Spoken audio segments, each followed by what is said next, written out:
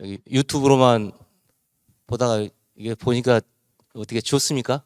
저도 오랜만에 이렇게 얼굴 뵙고 말씀드린 것 같아서 아, 앞에 홍 작가님하고 김 작가님하고 해서 현재 그 이스라엘에 돌아가는 얘기하고 계시록에 있는 얘기를 잠깐 말씀을 드렸는데 뭐 오늘하고 내일 들어서 뭔가 성경에 대한 방향 아니면 내 인생에 있어서 어떤 방향 그런 게 좀 정리가 되거나 좀 방향 설정에 도움이 됐으면 좋겠습니다. 여기가 무슨 뭐 부흥회처럼 막 뭐 박수 쳐가면서 뭐 성령 충만 받는 자리도 아니고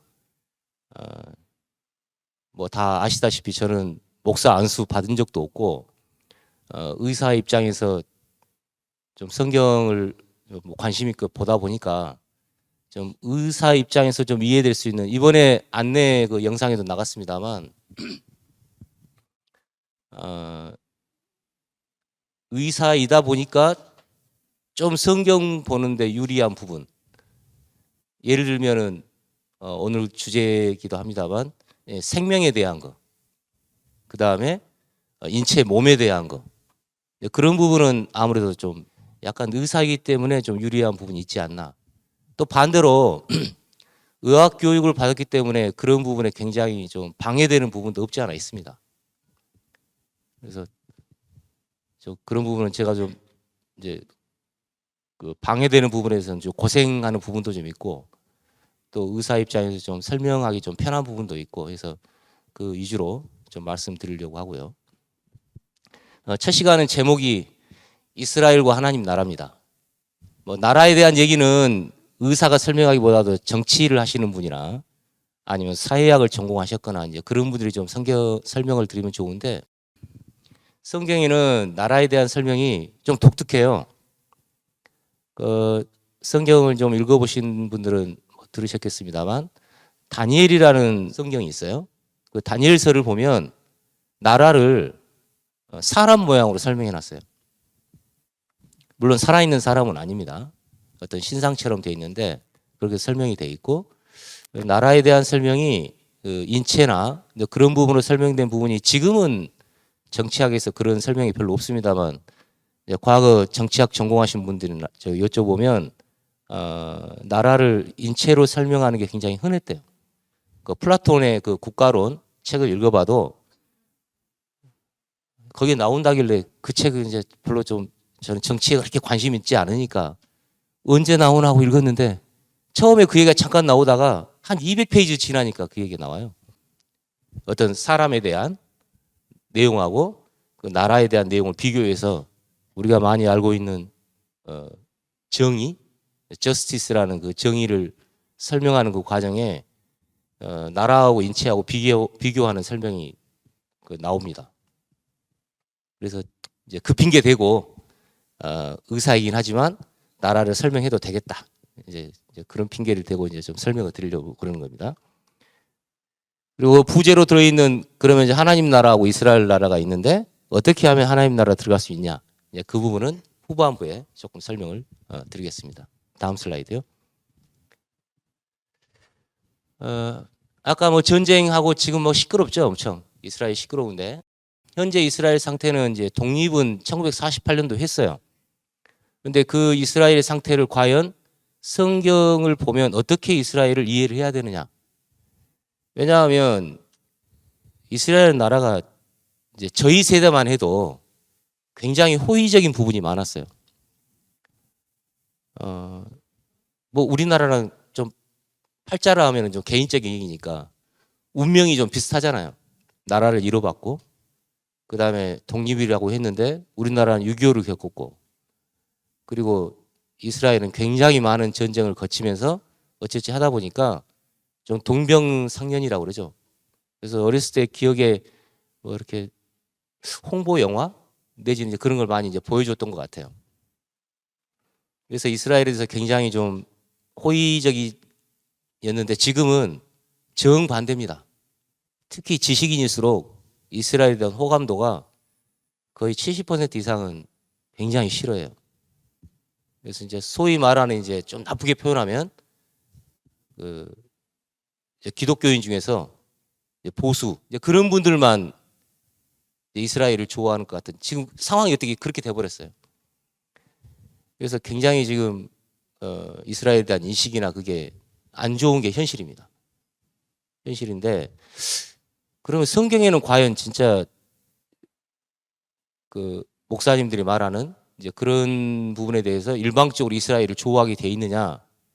제가 보는 입장에서는 지금 상황은 그렇지가 않아요. 이번에 이스라엘 하마스 전쟁이 일어나면서 더 이제 드러나는 부분도 있는데요. 그 이스라엘 하마스 전쟁 난 날이 이스라엘로 말하면 명절이었어요. 초막절로 기억을 하는데요.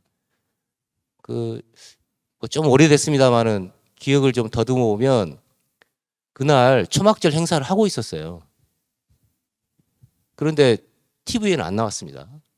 그 초막절 행사 날에 그 장면을 잠깐 보여주고 지나갔는데 불상이 앉아 있었어요. 좀 이상하잖아요? 초막절 행사하는데 왜 불상이 있어요? 그러니까 전통적인 그 이스라엘 행사를 한 게 아니고 현재 이스라엘의 상황이 무신론자가 50%가 넘습니다. 그러니까 전통적으로 유대교를 믿는 하레디라고 하는데 10%밖에 안 돼요. 물론 뭐 통곡예배에서 아까 나왔듯이 뭐 이제 울고 뭐 하면서 이제 그런 사람들이 꽤 있겠지만 대부분은 그 관심이 없고요. 그리고 뭐 이거 뭐 좀 표현이 좀 그렇습니다만 그 성소수자라고 하는 그 행사가 굉장히 크게 열리는 곳이 이스라엘이에요. 그래서 뭐 좀 책이 많이 유명해져서 알고 있는 거 유발 하랄이라는 사람이 쓴 책이 굉장히 유명하죠. 유발 하랄이도 자기도 성소수자로 바뀌었거든요. 이제 그런 상황이라서 지금 이스라엘 상황은 독립은 됐는데 성경의 기준으로 보면 그 성경에 말한 언약을 지키지 않아요. 지킬 의사도 없고. 그럼 이스라엘이 왜 저렇게 막 하고 있냐? 이제 똑 까놓고 표현하자면 생존을 위해서 하는 거예요. 워낙에 2000년 동안 나라 없이 서름을 당했기 때문에 뭐 이제 세계 눈치 볼 거 없이 어쨌든 자기가 살아야 되니까 이제 약간 발버둥 치고 있는 듯 이제 그러다 보니까 너무 과하게 돼서 뭐 다 뉴스에서 보셨겠습니다만 이번에 이스라엘 하마스 전쟁에서 뭐 거의 4만 명 가까이 사람들이 죽었는데 뭐 굉장히 많은 비율이 어린아이, 여성 그렇게 많이 죽었는데 이스라엘 눈치 안 봐요. 물론 이스라엘 내에도 데모합니다. 지금 네타냐후 물러나라고 그러고 막 이제 그렇게 하고는 있는데 아직까지 뭐 저런 상황이에요. 그래서 지금 이스라엘이 독립이 됐지만 언약도 안 지키고 아까도 잠깐 나왔습니다만 성전이 없어요. 이게 그러면 그렇게 중요하냐? 왜냐하면 이스라엘의 정체성에 대해서 굉장히 중요하기 때문에 이 설명을 드리는 겁니다. 다음 슬라이드. 왜냐하면 이스라엘 나라 자체가 아까 그 다윗의 별이 잠깐 나왔는데요. 다윗이라는 사람은 예수가 태어나기 전, 그러니까 BC라고 하면 1000년 전 사람이에요. 그러면 이스라엘이 나라 개념 언제 생겼느냐? 그거보다 500년 전. 그러니까 BC 1500년 전. 지금으로 말하면 3500년 전에 나라 개념이 있었어요. 그 나라는 우리가 알고 있는 다윗이나 솔로몬이나 이스라엘 왕들이 다스린 나라가 아니었습니다. 그때는 왕이 없었어요. 그럼 무슨 나라였느냐? 저기 말한 제사장 나라였어요. 제사장 나라였고 저 제사장 나라는 어떻게 됐느냐? 언약을 맺었어요. 하나님하고 이스라엘 백성하고. 저기 보시면 세계가 다 내게 속하였나니 너희가 내 말을 잘 듣고 내 언약을 지키면, 여기서 언약은 십계명이라고 이해하시면 됩니다. 십계명이 주어질 때 저게 이제 나온 얘기니까 십계명을 지키면 너희는 모든 민족 중에서 내 소유가 되겠고 너희가 내게 대하여 제사장 나라가 된다는 거예요. 예. 그러니까 다윗이 다스리는 우리가 말하는 일상적으로 말하는 이런 나라의 개념보다 500년 전에 하나님하고 이스라엘 민족하고 제사장 나라 계약을 맺어요. 계약 조건은 십계명을 지키면. 뭐 십계명 외에도 다른 언약이 있습니다만 중요한 십계명을 지키면 제사장 나라가 되고 거룩한 백성이 된다. 그래서 나라 개념을 어떻게 정했냐면요. 너희가 나라예요. 네. 우리 보통 그런 얘기 하죠. 뭐 사람이 나라다. 백성이 나라의 근본이다. 그런 표현이죠. 여기는 못을 박았어요. 백성이 나라다. 사람이 나라다. 너희가 나라가 된다. 근데 나라의 특징은 제사장 나라다. 이게 출애굽을 했을 때 저기 보면 출애굽이 나오죠. 이스라엘이 한 200만 명이 나왔을 때 호렙산에서 하나님이 나타나 가지고 이스라엘 민족하고 대면하기 전에 모세한테 미리 일러준 말이에요. 하나님하고 모세하고 만나서 십계명이 주어진 거는 19장 말고 20장이 나옵니다. 그래서 그 전에 나라 계약을 먼저 그걸 약속을 해요. 이게 굉장히 의미가 있는 게 민주주의 발달사에 루소의 사회계약론이 나와요. 아마 정치 쪽에 예민하게 관심이 있었던 분들은 저희도 한번 뭐 박근혜 대통령 있었을 시절에 이제 탄핵이란 게 일어났고 뭐 이제 난리가 났을 때 그때 그럼 근거가 뭐 있느냐 했을 때 이제 나온 얘기 중에 하나예요. 민주주의 발달사에 굉장히 중요한 얘기가 사회계약론인데 그게 무슨 얘기냐면요. 그 전에는 왕권 신수설이라고 그래가지고 그냥 왕이 하나님이 그냥 왕으로 삼아준 거예요. 그러니까 좀 나쁘게 말하면 백성들 찍소리 말고 왕 말을 들으라 이거예요. 그거를 성경을 기반으로 해가지고 천주교나 아니면 개신교나 거기서 그걸 받쳐줬어요. 그런데 홉스라는 사람이 리바이어던이라는 책을 씁니다. 인터넷 치면 그냥 나와요. 리바이어던에서 사회계약론은 누서가 그 책을 썼지만 사회계약론이라는 말을 만든 사람은 홉스예요. 그 홉스가 뭐라고 했냐면 리바이어던 책에 보면 성경책 같아요. 엄청나게 유명한 책인데 온통 성경 얘기예요. 거기서 핵심은 뭐냐면 하나님도 이스라엘 민족하고 계약을 맺었다는 거. 이게 그 계약이에요. 그러니까 일방적으로 하나님이 야 이스라엘 내가 너 다 데리고 나왔으니까 너희하고 나하고 다 내가 왕이고 너희가 백성이야. 자 지금부터 내 말 들어. 이러질 않고 계약을 맺어가지고 그 계약사항이 뭐냐. 계약사항이 십계명이에요. 많은 분들이 십계명은 그냥 종교적인 계율 그렇게 이해하세요. 근데 하나님은 이스라엘 민족한테 개인적으로 뭐 하러 하는 그 전에 십계명도 주기 전에 이 계약을 먼저 맺었어요. 그래서 많은 분들이 성경을 보면서 개인적인 신앙생활의 중심, 신앙생활 어떻게 할 건가? 아니 물론 도움 됩니다. 그리고 내가 어떻게 하면 구원을 받느냐, 내가 어떻게 하면은 하나님 앞에 설 수 있느냐, 굉장히 중요한 얘기예요. 그 얘기는 뒤에 나옵니다. 그런데 그 전에 하나님이 이스라엘 민족하고 이 나라 계약을 맺은 게 더 먼저예요. 그래서 홉스가 지적한 거는 하나님도 이스라엘 백성을 일방적으로 내가 왕이고 너희가 백성이야 내 말 따라 이렇게 하지 않고 계약을 맺어서 나라가 형성이 됐는데 어떻게 왕이 일방적으로 할 수 있느냐. 그래가지고 쓴 책이 리바이어던이고 그걸 또 구체화시킨 게 누서의 사회계약론이에요. 그래서 그게 리바이어던 책에 나와 있는 유명한 성경 구절입니다. 그게 사회계약론이 여기서 출발됐다고 설명을 해요. 하나님도 이렇게 계약을 했기 때문에 왕도 일방적으로 멋대로 하지 말고 계약을 맺어가지고 하라는 그 주장입니다. 다음 슬라이드요. 그렇게 해서 제사장 나라가 형성이 됐어요. 그리고 한 500년 지나가지고 이제 많이 알려진 다윗이라는 사람이 왕이 됩니다.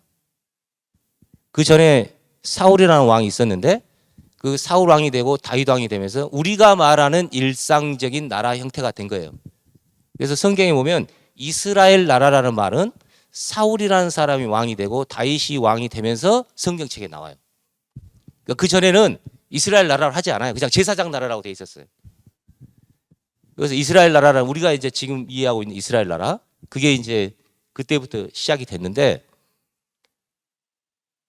그 나라가 오래 못 가고 언약이 끝났어요. 언약이 파괴가 돼가지고 아까 분명히 계약을 했잖아요. 계약을 해서 언약을 지키면 나라가 된다고 했는데 언약을 이스라엘 사람들이 안 지켜가지고 언약이 파괴가 돼가지고 이스라엘 나라도 다 망해서 흩어져 버리고 그 다음에 성전도 다 무너져 버리고 그 그 다음에 흩어졌다가 바벨론에 잡혀갔다가 다시 와서 또 성전을 만들었는데 우리가 알고 있는 이스라엘 나라로서의 왕은 세워지지 않았어요. 제사장 나라만 회복됐어요. 그런 상태에서 예수가 나타난 겁니다. 예수가 나타나가지고 예수가 딱 나타나니까 전부 다 기대가 뭐였겠어요? 와, 이제 드디어 구약 성경에 말하는 이스라엘 나라를 회복해가지고 과거의 다윗 시절처럼 주변 나라들을 다 이렇게 평정을 하고 드디어 편안한 이스라엘 나라가 회복되겠구나 기대를 엄청 했어요. 근데 예수님 얘기가 분명히 사람도 살리고 뭐 병도 고쳐주고 그 다음에 뭔가 될 것 같아요. 그래서 기대를 엄청 했는데 이게 들으면 들을수록 노마를 쫓아낼 생각이 없어요. 심지어는 노마에 잡혀가지고 죽었어요. 그래서 예수님이 하나님 나라 얘기를 했는데 이스라엘 나라 회복이 아니라 뭔가 이게 마음에 안 들어요. 뭐 다른 나라 얘기하는 것 같아요. 그래서 이스라엘이 그 예수를 거부를 합니다. 여기 보면 이렇게 많은 표적을 그들 앞에 행하였으나 예수님 왜 그 기적을 행했느냐? 내가 바로 그 그리스도다. 근데 그때는 구체적으로 말을 안 했지만 언뜻 얘기를 했어요. 내가 먼저 죽고 부활하고 그 다음에 한참 후에 이스라엘 나라를 회복시켜 줄 거다라고 얘기를 했는데 그게 이스라엘 사람들 마음에 들어오지 않아요. 일단 급해요. 노마가 다스리고 있고 노마가 다스리기 전에는 헬라가 다스리고 있었고 헬라가 다스리기 전에는 페르시아가 다스리고 있었고 그 다음에는 바벨론이 다스리고 있었고 거의 400년 가까이 남의 나라의 지배를 받았기 때문에 우리나라는 36년만 지배를 받아도 이렇게 피폐화돼가지고 지금도 시끄러운데 이스라엘은 그렇게 이제 힘들었기 때문에 빨리 그 나라가 회복되기를 바라는 마음이 있었기 때문에 예수의 말은 저 하나님 나라는 영 마음에 안 드는 말이고 빨리 회복되기만 바라는 그런 마음에 들지 않았고 예수는 바로 그 그리스도라는 걸 증명하기 위해서 구약에 분명히 표적을 행하고 하는 사람이 그리스도라고 돼 있어요. 나라를 회복하기 위해서 그리스도가 되는 거는 그 다음이라고 순서가 돼 있는데 구약만 봐가지고 그걸 구분하기 어려워요. 심지어 예수님 제자들도 구분 못했습니다. 그래서 베드로가 하는 말이죠. 예수님이 어느 날 물어봤어요. 사람들이 나를 누구라고 하더냐? 그러니까 뭐 어떤 사람은 뭐 선지자라고 하기도 하고 어떤 사람은 에레미야라고 하기도 하고 어떤 사람은 그랬습니다. 너희는 나를 누구라 하는데? 그때 베드로가 주는 그리스도시요 살아계신 하나님 아들입니다. 예수님이 바요나 시몬아 네가 복이 있도다. 이를 알게 한 것은 혈육이 아니요 하나님께서 알게 해주신 거다. 그리고는 예수님이 그리스도인 거 알았으니까 그리스도가 먼저 죽어야 되니까 내가 죽고 부활할 거다 그랬더니 베드로가 어떻게 한 줄 알아요? 바짓가랑이를 붙들고 절대로 돌아가시면 안 됩니다. 좀 나쁘게 말하면 베드로는 진짜 동아줄 잡은 거예요. 이분이 그리스도만 대봐라. 제자들 다 마음속에는 나는 영이죠. 당연히 베드로 짤이죠. 그 다음 유명한 야고보하고 요한은 자의정 우의정이 돼가지고 떵떵거리면서 할 생각을 다 가득 담고 이제 예수님 쫓아다니고 있는데 돌아가신대요. 그 말이 됩니까 그게? 절대로 돌아가시면 안 된대요. 그게 제자들 마음뿐만이 아니라 다 유대인들 마음이었어요. 근데 심지어는 그 제자들도 그랬지만 유대인들은 그렇게 표적을 행하고 그리스도임을 증명을 해도 받아들이질 않아요. 그를 믿지 아니하니 이는 선지자 이사야의 말씀을 이루려 하심이라. 이르되 주여 우리에게 들은 바를 누가 믿었으며 주의 팔이 누구에게 나타나니까 하였더라. 그래서 나쁜 말로 하면 그리스도를 걷어 차버렸어요. 그래서 요한복음에 자기 땅에 오매 자기 백성이 영접지 아니하였으나 이렇게 돼 있어요. 근데 그게 이스라엘 민족이 한 것 같지만 하나님의 계획이었다라는 거 뒤에 나옵니다. 굉장히 이제 중요한 얘기인데요. 그래서 다음 슬라이드요. 그래서 예수님이 돌아가시기 전에 이제 바로 전에 하신 얘기예요. 예루살렘아 예루살렘아 선지자들 죽이고 내게 파송된 자들을 돌로 치는 자여 암탉이 그 새끼를 날개 아래 모음같이 내가 내 자녀를 모으려 한 일이 몇 번이더냐. 그러나 너희가 원치 아니하였도다. 원하지 않았기 때문에 보라 너희 집이 황폐하여 버려진 바 되리라. 이스라엘 집이 다 망한다는 거예요. 그리고 대답하여 이르시되 너희가 이 모든 것을 보지 못하였느냐. 내가 진실로 진실로 얘기하노니 돌 하나 돌에 남지 않고 다 무너뜨려지리라. 통곡의 벽에 남아있으니까 이거 다 넘어진 거다. 이제 그렇게 해석하는 입장도 있습니다. 어쨌든 AD 70년에 타이터스 장군이 와가지고 성전 다 무너뜨려버리고 그래서 지금 통곡의 벽만 남아있는 거예요. 그리고 이스라엘은 그때 이후로 다 흩어졌다가 1948년에 독립 때까지는 이제 흩어져서 굉장히 핍박을 받았고 뭐 다 아시겠습니다. 홀로코스트라든지 독일에 의해서 뭐 600만 명이 죽었다는 등 뭐 그 외에도 굉장히 많은 숫자가 죽었습니다. 다음 슬라이드요.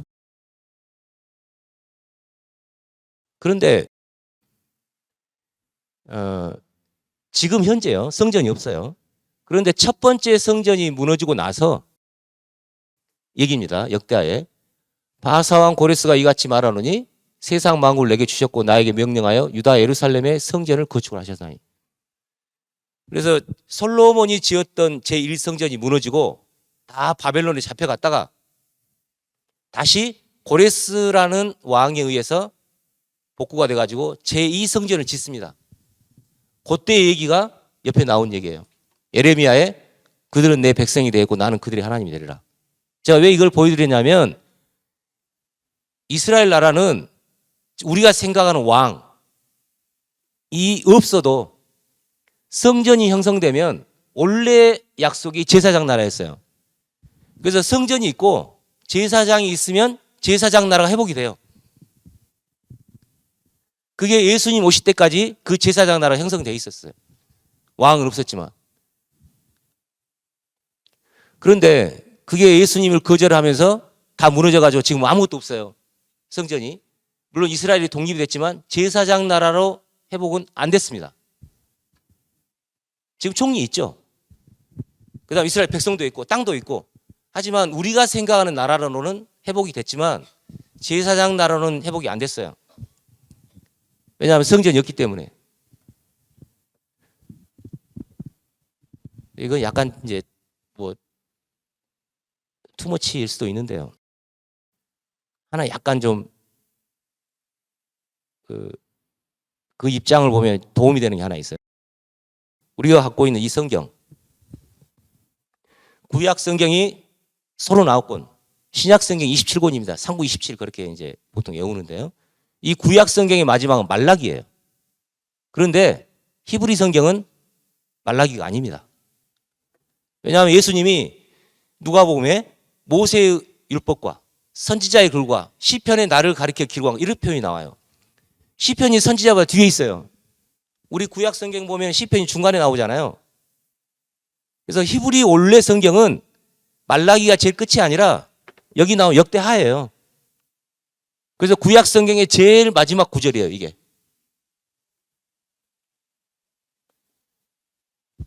지금 유대인들은 신약 성경 인정 안 합니다. 왜냐하면 그리스도가 예수가 아니에요. 유대인들은. 그렇기 때문에 신약은 예수가 그리스도라고 기반을 하고 신약 성경을 써놨기 때문에 유대인들은 참고 서적인지 모르지만 구약 성경만 정경이에요. 신약 성경 인정하지 않아요. 그래서 유대인들은 성경을 볼 때 제일 마지막이 이걸로 돼 있어요. 그래서 성전이 저 내용은 이 성전을 지으라는 내용이지만 지금은 이 성전이 무너지고 있기 때문에 구약 성경을 마지막을 보면 언제 이 성전이 지어질까 생각할 수밖에 없어요. 그래서 아까 나왔죠. 통곡의벽에서 언제나 이 예루살렘의 저 모스크 성전이 무너지고 우리 성전이 세워질까. 물론 몇 퍼센트가 기도하는지는 모르겠어요. 아까 말씀드렸듯이 하리들은 10%밖에 안 되고 무신론자가 반 이상이 넘고 하지만 통곡의벽에서 기도하는 게 우리 생각하는 처럼 우리 딸 잘 되게 해주세요. 이번에 복권 좀 됐으면 좋겠는데. 물론 기도하는 사람 있을 것 같긴 해요. 그런데 거기 표현은 이 모스크 성전이 무너지고 언제 우리의 제사장 나라가 설까? 원래 언약이었기 때문에. 그게 구약 성경의 마지막입니다. 다음 슬라이드요. 스가랴서에 보면 이거는 해석에 좀 논란은 있습니다. 싹이라 일어난 사람이 나타나가지고 여호와의 전을 건축한대요. 근데 저 스가랴에 보면 제2성전을 세웠던 스룹바벨이 나와요. 그 다음에 그 당시에 제사장인 여호수아도 있고. 그런데 싹이라는 사람이 성전을 건축한다는 얘기가 또 나와요. 그래서 많은 사람이 저 싹을 예수님으로 해석합니다. 그런데 아무리 봐도 요 뒤에 구절에 나온 얘기는 모든 사람들이 와서 성전을 짓는데요. 자, 가정을 해봅시다. 언제가 예수님이 이 땅에 나타나가지고 성전을 지은다고 돼 있는데 예수님이 오셔가지고 성전을 지으려고 사람들 다 불러가지고 옛날에 솔로몬이 하듯이 몇 년이 걸쳐서 만들었는데 사람들 불러가지고 야 이리 와 내 말 들어. 자 지금부터 요 이 땅에서 이 설계도를 지어. 그래가지고 에스겔 성전을 짓겠냐고요.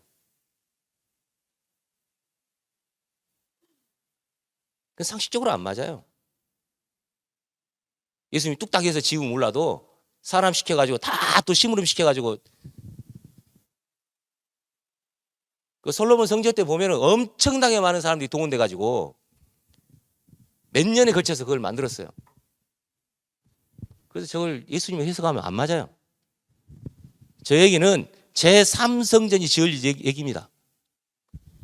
싹이라는 사람이 나와가지고 여호와의 전을 건축하는데 특징은 제사장이 있으면 둘 사이에 평화의 의논이 있대요. 예수님이 안 맞는 게요. 예수님은 제사장이자 왕이에요. 근데 무슨 둘이 의논을 해요. 말이 안 되죠. 이게 굉장히 중요한 게 앞으로 제3성전이 세워지면 그 성전을 지은 지금 뭐 총리니까 총리라고 합시다. 총리하고 그 제사를 지은 제사장하고 평화의 의논을 해요. 무슨 얘기냐?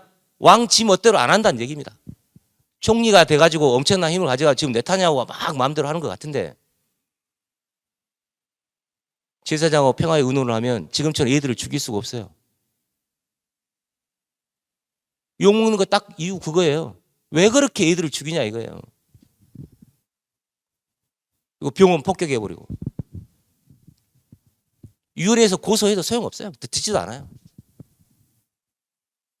지금 네타냐후는 성전 절대로 못 짓습니다. 왜냐? 다윗이 성전을 너무 짓고 싶었어요. 근데 하나님 뭐라고 했느냐? 너는 피를 많이 흘렸기 때문에 군인이기 때문에 너 성전 지으면 안 돼. 네 아들이 지을 거야. 이렇게 했어요. 네타냐후는 성전 지을 자격이 없어요. 네타냐후 이후에 그를 욕으로 안 먹을 사람이 성전을 지을 겁니다. 그러면 그 사람은 지금처럼 그래 무지막지하게 하지 않아요. 제사장하고 의논을 해요. 그럼 제사장 의논을 하는데 제사장이 자 그럼 주변에 어린애 다 죽이고 그럴 리가 없죠. 그래서 예루살렘의 성전이 서고 제사장 나라가 회복되면 지금처럼 욕먹는 그런 이스라엘 나라가 될 수가 없어요. 그리고 거기에서 제사가 진행이 됩니다. 그러면 지금 성경을 보고 있는 기독교인들이 엄청난 혼란에 빠질 가능성이 많아요. 왜냐? 지금 기독교인이 갖고 있는 성전의 의미 많은 사람들이 건물을 성전으로 알고 있는 분들이 엄청 많아요. 조금 성경을 봐서 사람이 성전이라고 알고 있는 분들도 요즘 뭐 이렇게 유튜브나 이런 게 보면 다 자기가 성전이에요. 그래서 자기 성전을 깨끗하게 해서 뭐를 해야 되고 성전은 기초돌이 예수님이잖아요. 그러면 지금 기독교인 숫자만큼 다 기초돌이 있어야 돼요. 예수님이. 그리고 구약 성경을 보면 성전은 하나 이상 있으면 절대 안 돼요. 구약에도 보면 솔로몬에 있는 성전 말고 다른 성전을 지어가지고 그게 다 문제가 됐어요.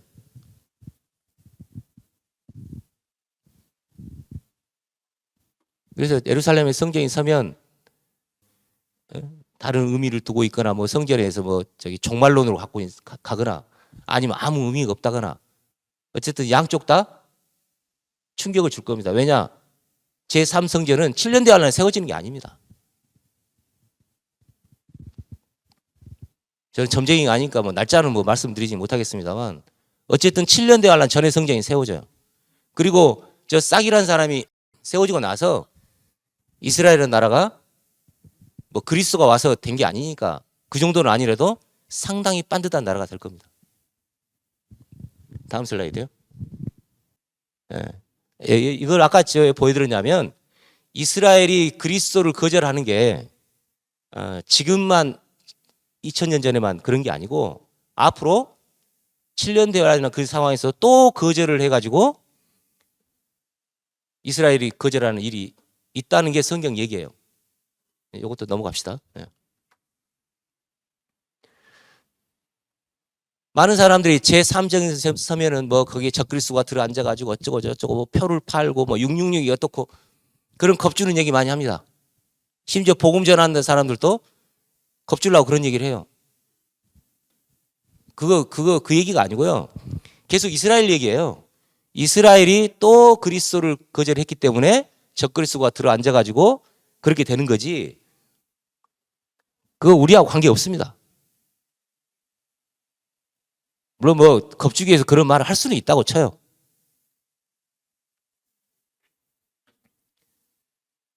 다음 슬라이드요. 그래서 제3전 성전이 세워지고 다시 성읍과 성소가 파괴되고 이런 일은 여기 앉아있는 분들하고 관계가 없는 얘기입니다.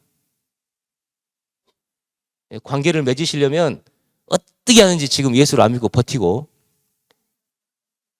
호적을 갈아서 유대인이 되셔야 돼요. 다음 슬라이드요. 계시록에 보면 이제 저 세 개가 나와요. 일곱인, 일곱 나파, 일곱 대적. 저기 보면 막 무시무시한 얘기 막 써 있는데요. 거기 자세히 들여다보면 여기 앉아있는 분들하고 관계없어요. 다시 말씀드렸습니다만 저거하고 관계를 맺고 싶으신 분은 어떻게 하는지 예수를 안 믿고 버텨가지고 그 다음 직접 관계를 맺고 싶으시면 호적을 바꾸셔야 돼요. 유대인으로. 그러면 직접 관계가 돼요. 그렇지 않은 한은 직접 관계 없습니다. 다음 슬라이드요. 이거는 이제 최종적으로 야곱에게 준 땅, 이스라엘이 회복돼가지고 그 다음 내종 다윗, 예수 그리스도가 다시 이 땅에 와가지고 왕이 되고 그 다음에 예수님이 성소를 그 가운데 세운다는 거예요. 저 제3성전 아닙니다. 제3성전도 아까 거부에서 다 무너지고 나면 다시 이스라엘이 완전 회복돼가지고 된 얘기가 최후에 이제 이스라엘 왕국이 세워지는 얘기가 에스겔서에 나와 있는 얘기입니다.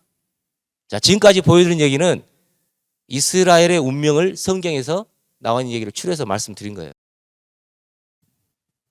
왜 이걸 보여드리냐면 성경책이 개인의 신앙책인가? 그 얘기 없다는 얘기 아니에요.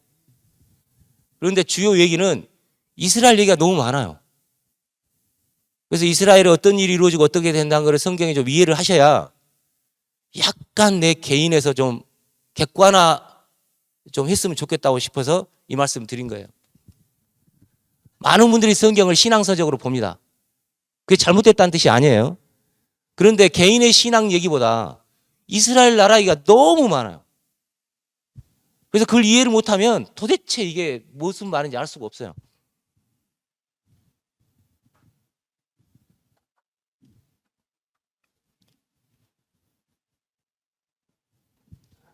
다음 슬라이드요. 왜냐하면 지금 바울 서신에 기록된 지금 여러분들이 살고 있는 이 시절의 얘기도 나라 얘기예요. 대부분이. 왜냐? 바울 서신이라고 하는 서신이 개인 서신이 있긴 해요. 근데 다 교회라고 하는 하나님 나라에 쓴 편지예요. 로마서, 고린도 전서후서, 갈라디아서, 에베소서, 빌립보, 골로새서, 데살로니가 전서후서 전부 다 교회에 쓴 편지예요. 개인한테 쓴 편지가 아니에요. 개인한테 쓴 편지 있습니다. 디모데 전서후서, 디도서. 내용 읽어보면요. 개인 얘기 별로 없어요. 야, 디도야, 내가 너를 사랑해가지고 어떻게 했는데 네가 이럴 수가 있냐, 뭐 좀 바꿔라. 이런 얘기 없어요. 그래서 그것도 분류가 목회서신이라고 그래요. 하나님의 나라를 다스리는 입장에서 너희들이 어떻게 됐으면 좋겠다라는 얘기가 대부분이에요. 근데 그걸 전부 다 개인화해가지고 자기 문제 푸는 내용으로 그 성경을 봐요. 아니, 뭐 내가 보는 거니까 그렇게 보는 걸 뭐라 할 수는 없어요. 근데 진짜 뜻을 알려면 하나님이 왜 그렇게 썼는지 좀 이해를 좀 해주셔야 되는데 너무 개인에 몰입돼 있어요. 뭐 일단 뭐 내가 어떻게 되는 게 뭐 중요? 아니 그 말 맞아요. 그 말 틀렸다가 아니고요. 이게 저희 교육도 그렇습니다. 원래 우리나라 교육은 개인도 중요하지만 공동체의 교육이 엄청 강했어요. 근데 저희 세대만 해도 다 서양 교육을 받다 보니까 개인의 자유, 그 다음에 개인의 뭐.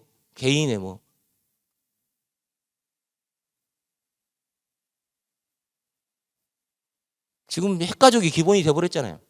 핵가족이다 못해서 혼자 살아요.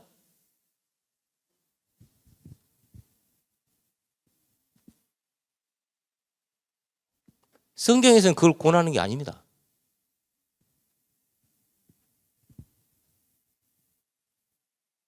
만약에 그러면 바울이 디모데하고 몇 명의 똑똑한 그 바울의 제자라고 하는 동역자들 대상으로 다 개인 교육을 시켰을 거예요. 그런 선교단체 많습니다.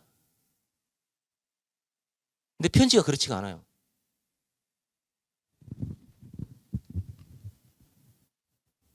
이렇게 못이 박혀 있어요. 우리는 살아계신 하나님의 성전이고 나는 그들의 하나님이고 그들은 나의 백성이 된다.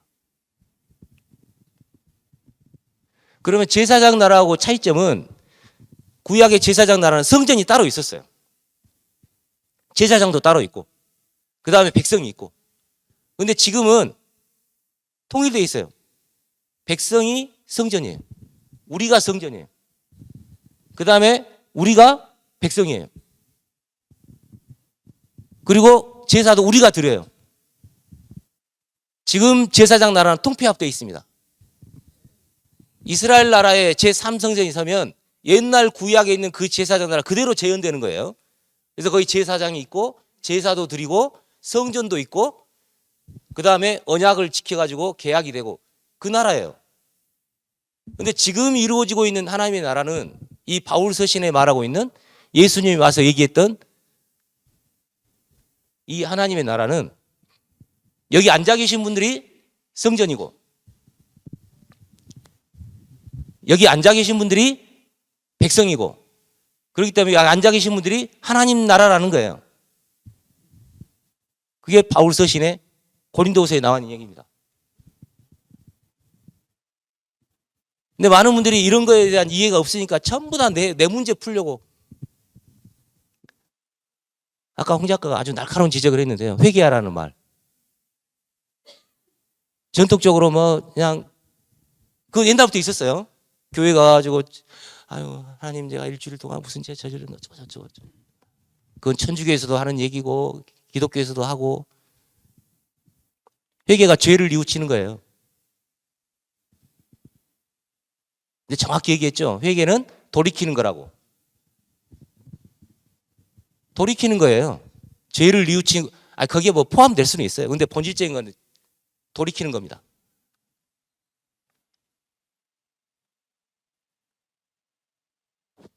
어떻게 돌이키는 거냐? 내 개인적으로 죄 지은 거 막 돌이키고 그거 회개가 아니란 뜻이 아니에요. 회개하라 천국이 가까웠으니 그 말은 이 나라에 대한 얘기로 마음을 돌이키는 거예요. 물론 제사함 얘기가 뭐 관계 없다 그 말씀 드리려고 하는 거 아닙니다. 그런데 본질적인 거는 이 나라에 대한 얘기를 하나님이 하셨기 때문에 이 나라에 대한 얘기를 조금 하나님이 여기다 써놔셨으면 좀 하나님 속을 좀 알아주시면 좋겠는데 당신 썼으니까 나는 내 마음대로 볼 거야. 많은 분들이 성경 보면서 자기 생각을 나쁘게 말하면 변명하는 조금 좋게 표현하면 자기 생각을 강화시키는 내가 살아가는 방향을 성경으로 포장하는 어떻게 하다 보면 그렇게 돼요. 저도 그런 거 없는 거 아니에요. 근데 조금 좀 유의 있게 성경을 보면 하나님이 도대체 이걸 왜 썼고 도대체 성경이 말하는 게 뭔지 중심에 무슨 얘기인지 성경 예수님 얘기라고 하니까 구약 성경 아무리 뒤져보세요. 예수님 얘기 별로 없어요. 그냥 거의 다 이스라엘 얘기예요.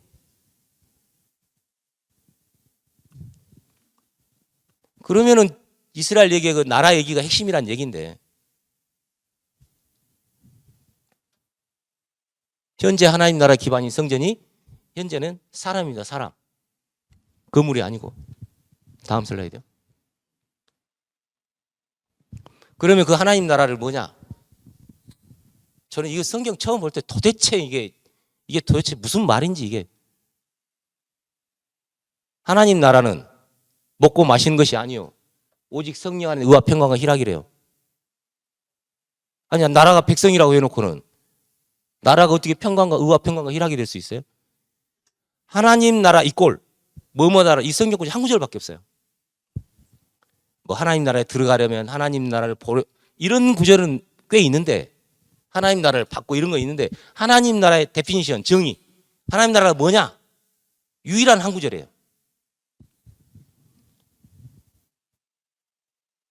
그런 이 하나님 나라는 구약 성전이 될 수가 없죠.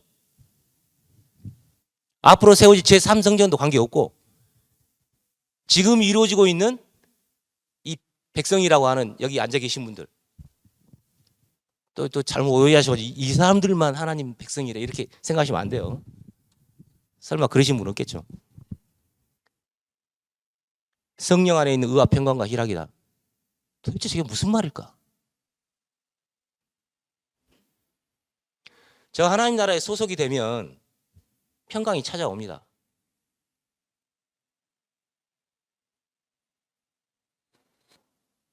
그래서 예수님 믿어서 마음이 편하다고 그러니까 처음 믿을 때는 좋았는데 살다 보니까 그래요? 좀 죄송한 얘기지만 저는 예수님 안 믿는 사람보다 예수 믿는 사람한테 더 많이 당했어요.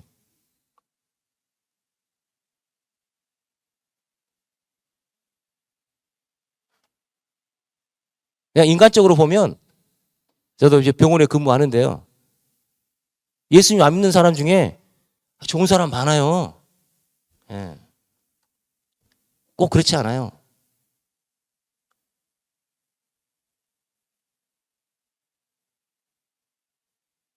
저는 고등학교 2학년 때 예수님을 알았으니까 세월이 예수님 믿고 난 세월이 훨씬 더 많잖아요. 뭐 이제 죄의 그 기준을 정하기는 어렵습니다만 그냥 내가 생각나는 죄만 따져도 예수님 믿기 전보다 믿고 난다 죄가 훨씬 많아요. 뭐 제사함 됐다고 퉁치고 넘어갈 수는 있는데 그것도 한두 번이지. 여기 회개 많이 해보셨을 텐데 똑같은 죄 계속 저질리면요 회개도 잘 안 돼요. 민망해가지고. 처음에 좀 반성하는 것 같아요. 두 번 다시 안 저질러야지. 무슨 소리예요?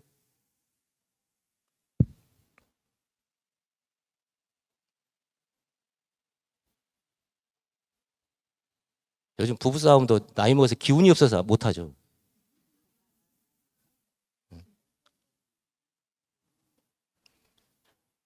저는 어쨌든 뭐 아니 평생을 같이 살 거니까 좀 서로 잘 알아야 될 거 아니에요. 제가 잘못 생각했어요. 싸워야 알 수 있다고 생각한 거예요. 저는 여자들하고 싸워본 적이 없어요. 결혼하기 전에.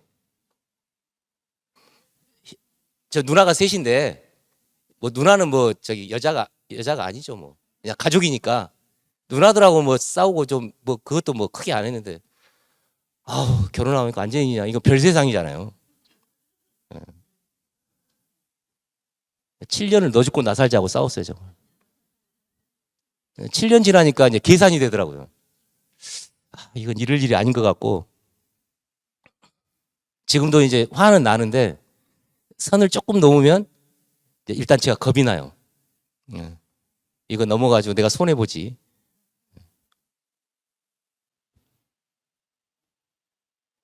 근데 저 성령 안에 의라는 게 의와 평강과 희락이라는 게 뭘까? 저 평강은요 내가 기도하고 내가 짠다고 해가지고 오는 게 아니에요. 저기 보세요. 성령 안에 있는 의와 평강과 희락이 내 거 아니에요. 하나님이 주셔요, 그냥 평강을. 그럼 어느 날 막 성령 충만해서 막 평강이 오느냐? 요즘 보니까요, 여기 있는 분들도 경험하셨겠지만 성경을 알아가면 이상하게 마음이 편해져요.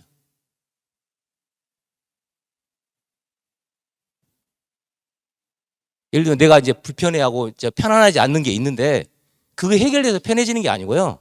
그냥 어떤 성경 말씀이 알아지면 그냥 마음이 편해져요.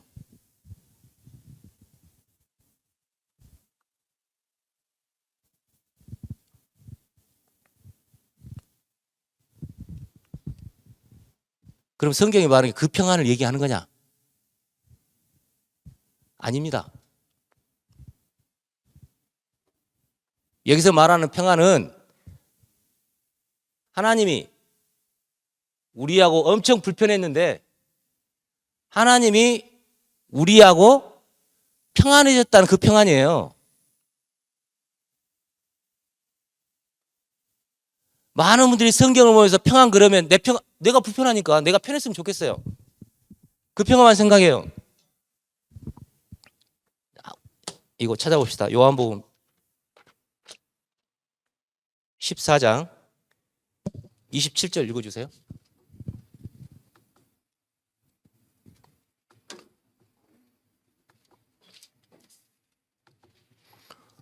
요한복음 14장 27절. 평안을 너희에게 끼치노니 곧 나의 평안을 너희에게 주노라. 내가 너희에게 주는 것은 세상이 주는 것과 같지 아니하리라. 너희는 마음에 근심하지도 말고 두려워하지도 말라. 이 구절 읽으신 분들은 다 마지막 것만 읽어요. 너희는 마음에 근심하지도 말고 두려워하지도 말라. 황당한 거는 앞에 거 이렇게 된 거 저도 안지 얼마 안 됐어요. 성경 본 지 몇십 년이 됐는데 평안을 너희에게 주노니 곧 누구 평안이에요? 여기 나가 누구예요? 예수님이에요. 예수님. 예수님이 평안해졌대요. 내가 평안한 거 아니에요.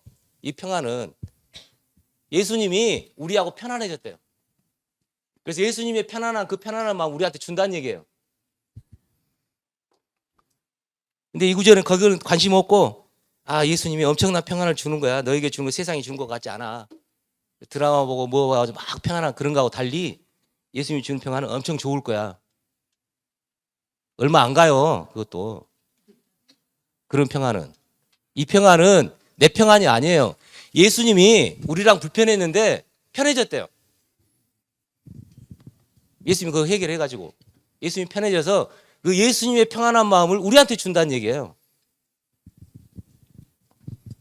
성경을 좀 써있는 대로 하나님 관점, 예수님 관점을 안 보고 다 내 관점으로 보니까 언제나 내 마음이 편안해질까?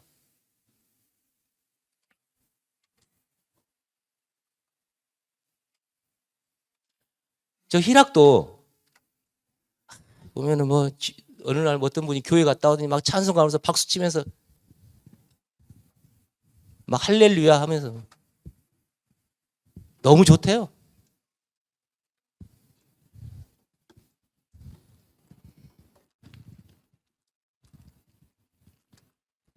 글쎄요. 저 예수님 믿으면서 그렇게 박수치고 산 세월이 별로 없어서. 저 희락이 뭘까? 여기 이제 나이 좀 다들 좀 드신 분들이 많으니까 인생 살면서 내가 언제 제일 기뻤던가?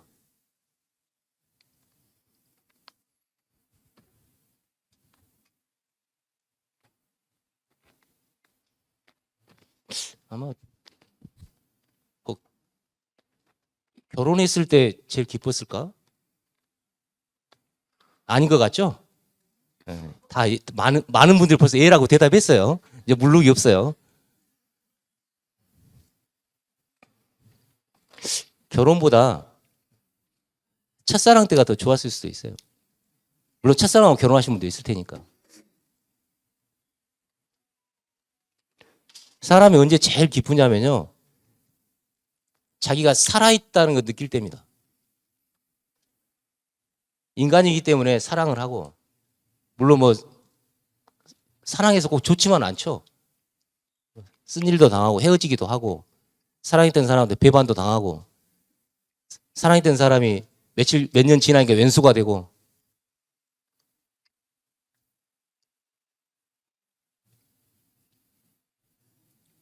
자식 생겼을 때. 그리고 직장에서 일하면서 막 생동감 있게 내가 뭔가를 막 살아있다는 걸 느끼면서 뭐를 할 때. 성경에서 말하는 성령 안의 희락은요, 그냥 헬렐레 하고 좋아하는 게 아니고요. 생명을 내가 갖고 있다라는 것에서 오는 희락이에요. 내가 이렇게 살아가고 있구나. 그 삶에서 오는 희락. 하나님이 우리한테 보여준 어떤 삶에 대해서 내가 이렇게 살고 있구나 해서, 살아가고 있구나 해서 오는 희락입니다. 노마서에 저게 생명으로 바뀌어 있어요. 성령에 나와서 평강과 희락이라고 되어 있는데 노마서에는 생명과 평안으로 나와요.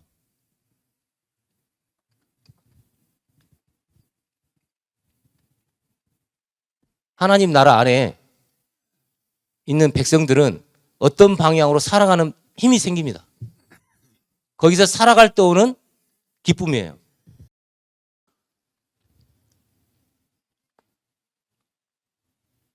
이거는 뭐 해석해가지고 되는 문제가 아니고요.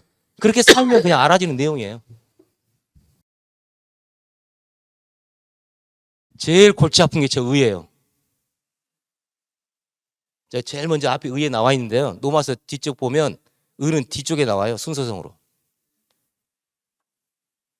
죄송하지만 저 성령 안에 있는 의로움은 아직 안 이루어졌기 때문에 우리가 의로운 거면은 죄가 없어져가지고 하나님 앞 의인이 됐다. 뭐 그 의로움 다 그렇게 생각하시는 분이 많아요.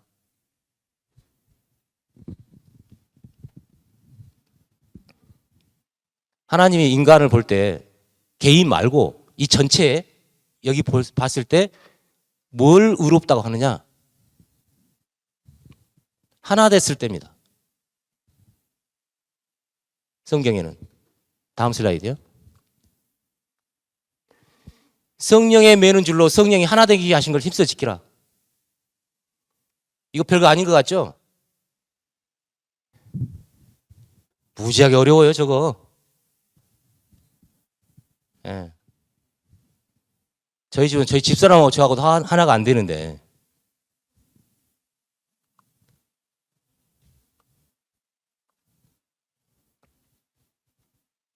저 인력으로 안 됩니다.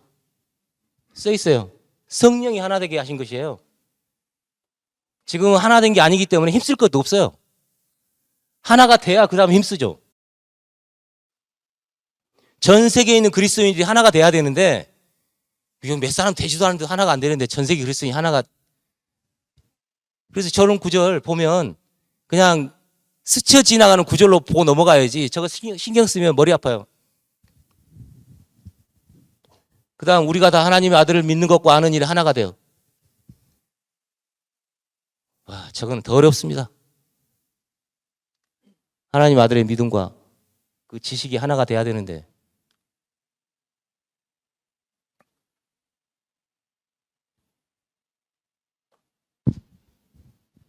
근데 저게 약속돼 있어서 된대요. 예. 그래서 성령 안에 의와 평강과 희락은 평강과 희락은 먼저 옵니다. 그런데 의롭게 되는 거는 그 다음에 오게 돼 있어요. 다음 슬라이드요. 성경의 구원은 죄사함 받는 게 구원 있습니다. 그 다음에 이스라엘 백성이 애굽에 나온 것도 구원이라고 그래요. 그 다음에 병에서 나온 것도 구원이라고 그래요. 구원이라는 말은 안 좋은 상황에서 좋은 데로 옮겨가는 걸 구원이라고 그래요. 근데 많은 분들이 과거에 어느 정파에서 주장한 죄사함으로 말미암은 구원이 지금 모든 기독교에 다 퍼져가지고 대부분의 교회에서 다 그렇게 얘기해요. 저도 병원에서 이제 이렇게 면담을 하다 보면 이제 종교도 물어보게 되고 이런 얘기하고 좀 친해져서 얘기해 보면 지금 뭐 천주교도 감리교도 뭐 어디든 다 죄사함 받아서 구원받는다고 다 얘기해요. 그런데 성경을 아무리 봐도 죄사함으로 말미암은 구원이라는 단어는 나오는데 그 설명이 별로 없어요. 아무리 봐도. 심지어는 이건 예수님이 바울을 처음 만났을 때 한 얘기예요. 예, 사도행전 26장에 나와 있는 얘기인데요. 이스라엘과 이방인들 내가 너를 구원하여. 저게 구원이에요. 저게 무슨 구원이에요? 이스라엘 사람 있고 이스라엘 사람 아닌 사람 이방인이라고 그래요, 성경에. 거기서 구원했대요. 그럼 어떻게 하늘나라로 데려가는 거예요?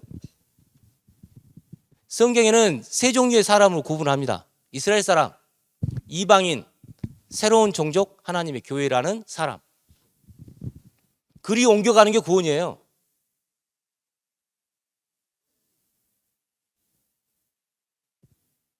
하나님 나라로 들어가는 거. 하나님 나라로 옮겨가는 거. 그들에게서 보내어 그 눈을 뜨게 하여 어둠에서 빛으로 사단의 곳에 하나님에게로.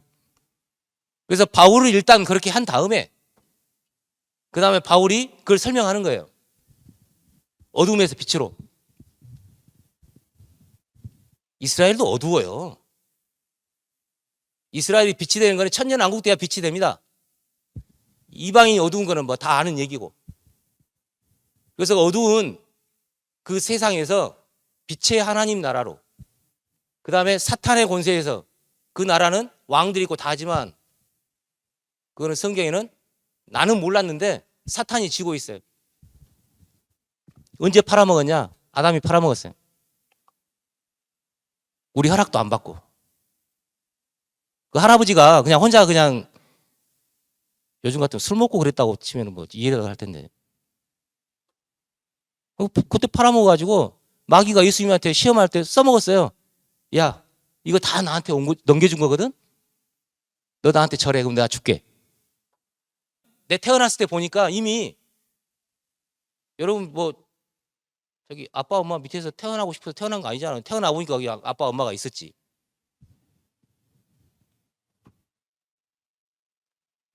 나는 인식도 못했는데 그냥 그 권세에 있대요. 그래서 그 권세에서 하나님 나라로 옮겨오는 거, 그거를 구원이라고 그래요. 이스라엘과 이방인들에게서 내가 너를 구원하여. 그 다음에 죄사함 얘기가 나와요. 죄사함 받아서 하나님 나라 들어간다, 그렇게 생각을 잘못됐다고 할 수는 없어요. 그런데 예수가 바울한테 나타나가지고 처음 만났을 때 한 얘기입니다. 이 얘기.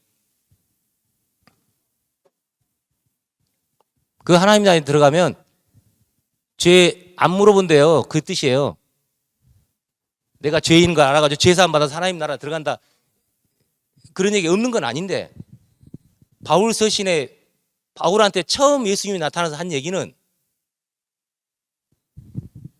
하나님 나라로 탁 들어오면 죄 안 물어본대요. 미국에 가면요, 주가 많잖아요. 근데 마약이 합법화된 주가 있고 마약이 불법화된 주가 있어요. 그럼 불법인 동네에서 이제 마약을 갖고 있었어요. 그럼 합법인 동네로 갈 때 마약을 버리고 와야 돼요? 가지고 와도 돼요?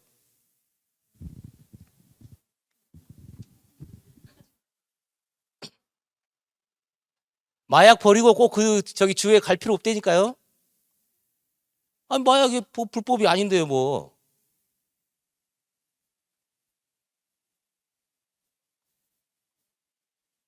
비유가 조금 뭐 딱 들어맞는 비유는 아닌데, 일단 하나님의 나라 들어오면 야, 너 몇 월 며칠 몇 시 뭐 했지? 그거 좀 반성하고 와. 많은 사람들이 자기 죄가 다 없어져서 하나님 나라 들어간다고 생각해요. 성경은 그렇게 순서가 안 돼 있어요. 일단 하나님 나라에 들어가면 죄 안 물어봐요. 하나님 관심이 없어요. 관심이. 나만 관심 있어요. 나만. 그게 성경에 그대로 나와요. 유명한 탕자의 비유라고 하는 건데, 아들이 둘이 있었어요. 큰 아들은 열심히 이제 일하고 이제 거기 있고, 작은 아들 가만히 생각해 보니까 저 유산 빨리 따먹어야지 해가지고 아버지한테 내 유산 좀 미리 달라고 그랬어요. 아버지가 줬죠. 이제 띵가띵가 딱 가가지고, 뭐 남자들 돈 있으면 뻔하잖아요. 유흥가에서 놀았어요. 그냥 창녀랑 그냥 막 퍼먹고 마시고 뭐 막. 돈 벌기 어려워도 쓰기 쉽잖아요. 얼마 안 가서 그냥 이제 쫄딱 망해가지고 먹을 게 없어요. 저기 보니까 돼지 치는데 쥐엄 열매가 있는데 그걸 먹으려고 할 때 그것도 못 먹게 하네. 이 친구가 아유, 우리 아버지 집에는 뭐 품꾼도 많고 뭐 나 여기서 굶어 죽게 생겼네. 근데 아버지한테 죄 짓고 하나님한테도 죄를 졌지만 돌아가서 일단 뭐 살게 해야겠다 그러죠. 이제 돌아가요. 근데 아버지는 이제 걔 사라진 자리만 보고 있는 거예요. 저기 보니까 보여. 우리 표현하면 버선발로 달려갔어요. 아버지는 얼마나 그냥 아우들 보고 싶어서 그렇게 해서 아주 막 요즘 말로 쪽쪽 빨고 난리가 났어요. 그 아들이 뭐라 하는 줄 알아요? 아버지, 나는 아버지하고 저기 죄 지어가지고요. 막 아버지 귓등으로도 안 들어요. 무슨 얘기만 하냐? 너 잃었다가 찾았고 너 죽었다 산 거야. 아무 관심 없어요. 그 죄. 아들은 관심이 있어요. 이제 아버지가 좀 저기 가서 하루라도 좀 죄 좀 털고 오라고 했으면 좋을 텐데.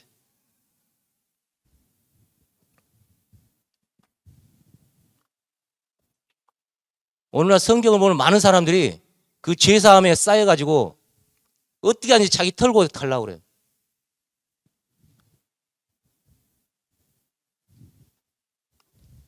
아니, 그 길이 없는 건 아닙니다. 저도 죄사함으로 구원받은 사람이니까. 근데 성경 아무리 봐도 그 설명 별로 없어요.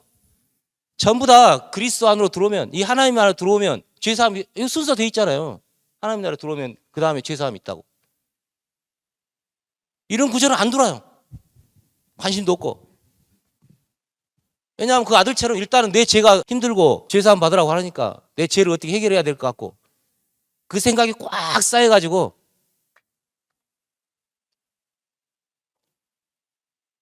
하나님이야 뭐 그럴 거나 말거나 일단 내가 중요하니까. 이 성경 구절은 그렇지가 않아요. 바울 서신에 죄사함 나오는 모든 구절이 죄사함이 뒤에 있어요. 죄사함 받아서 하나님 나라에 들어간다든지, 죄사함 받아서 그리스도 안으로 들어간다든지, 죄사함 받아서 어디 한 구절도 없어요. 죄사함을 받는 구원은 세례 요한이 한 얘기입니다. 세례 요한이. 그리고 성령이 온 이후에 베드로가 초창기 한 얘기예요. 세례 받고 죄사함을 받으라. 그러면 성령의 선물로 받는다. 그 이후에 고넬료 집에서 성령이 내린 이후로 싹 없어졌어요. 그래서 바울한테 처음 나타날 때는 아예 죄사함의 순서가 뒤에 있어요. 그래서 분명한 거는 하나님 나라에 들어가는 게 구원입니다. 세상 나라에서 하나님 나라 옮겨온 걸 구원이라고 해요, 바울은. 그리고 바울은 교회 얘기를 하는 거예요. 편지가 다 교회 서신이에요. 그걸 보면서 내 얘기로 이해하려니 그게 이해가 됩니까, 그게?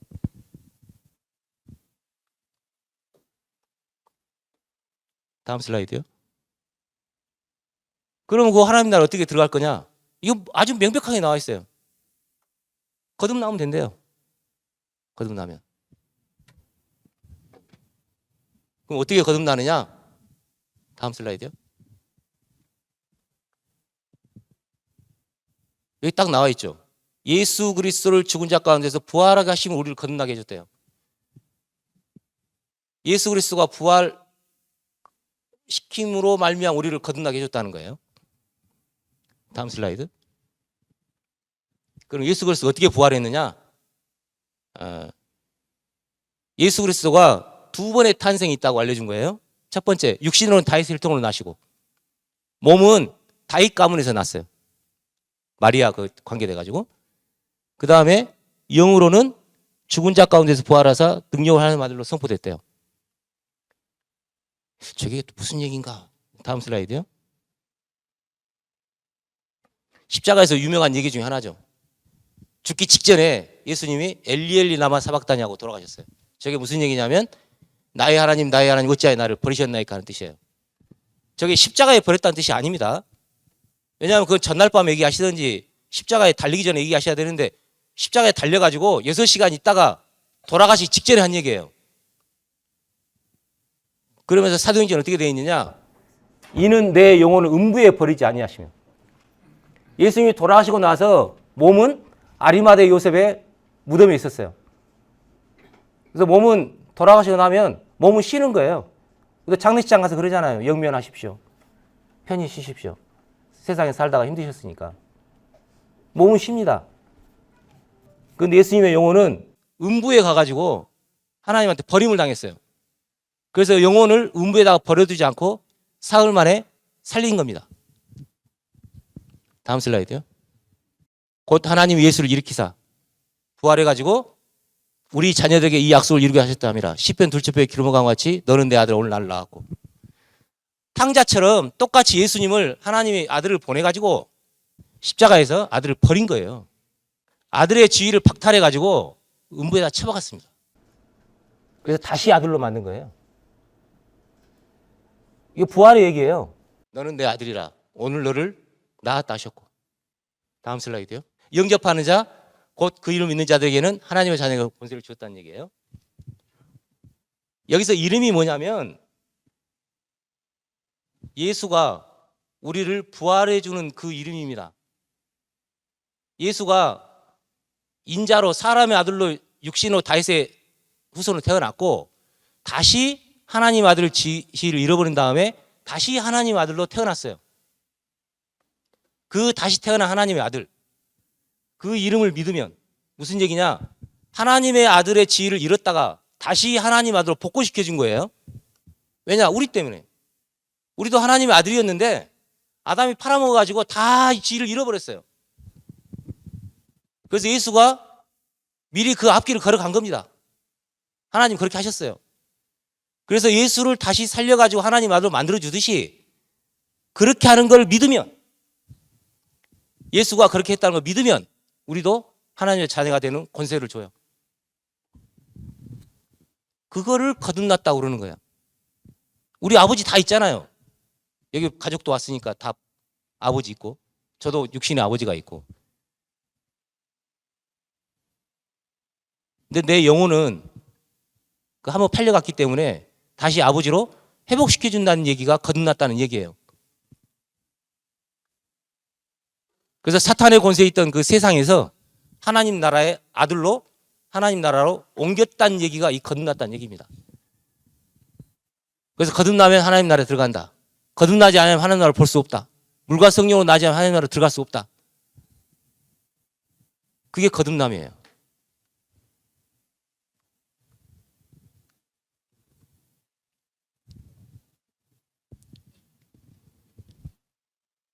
다음 슬라이드요. 왜 하나님이 그렇게 하셨느냐? 이스라엘 나라를 제사장 나라로 만들어가지고 좀 괜찮은 나라로 만들려고 계획을 세웠듯이, 그것도 나중에 더 완벽한 나라가 되겠지만, 지금 이 하나님 나라를 그냥 개인이 똑똑하고 개인이 잘 살고 예수님이 너무 복 받고 뭐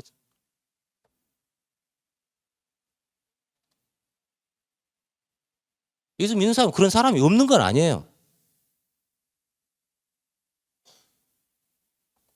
근데 예수 믿어가지고 팔짝 거세진 사람 많아요. 예.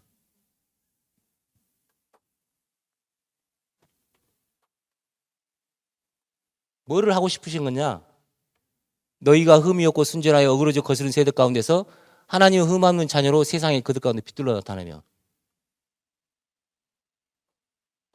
하나님이 자기 자식들이라고 만들어놨는데 이렇게 비리비리 살다가 그냥 조용히 사라지라고요?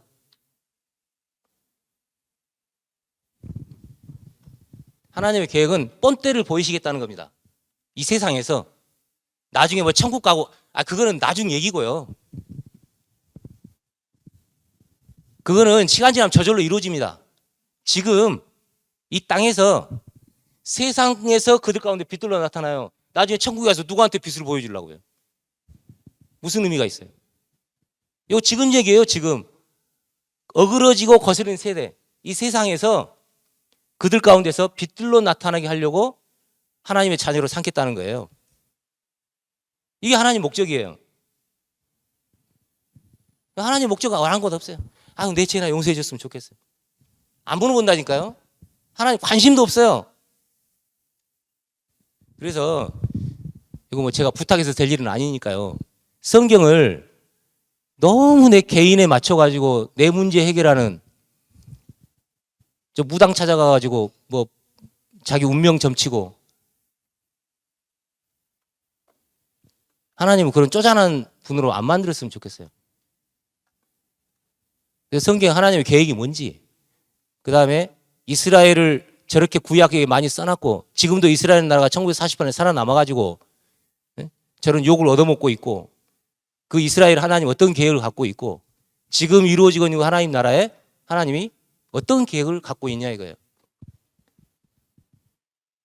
계획은 완벽한 하나님의 아들을 만들고 싶은 겁니다.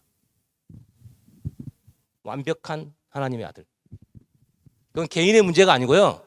전체 하나님의 아들을 하나로 만들어 가지고 세상 사람들한테 내가 이것 때문에 이 세상을 만들었고 이게 내 목적이다. 그걸 발표하고 싶으신 거예요. 거기 대열에 참여하는 것을 성경은 구원이라고 합니다. 그럼 예수가 죽고 다시 하나님 아들로 복권됐듯이 우리도 분명히 누가복음에 우리도 하나님 아들로 만들었다고 돼 있어요. 잃어버렸기 때문에 지금 그걸 복권시키는 거고 하나님은 기다리고 계십니다. 여러분 마음을 돌이키기를. 못한 얘기는 또 강연 2에서 하죠. 예.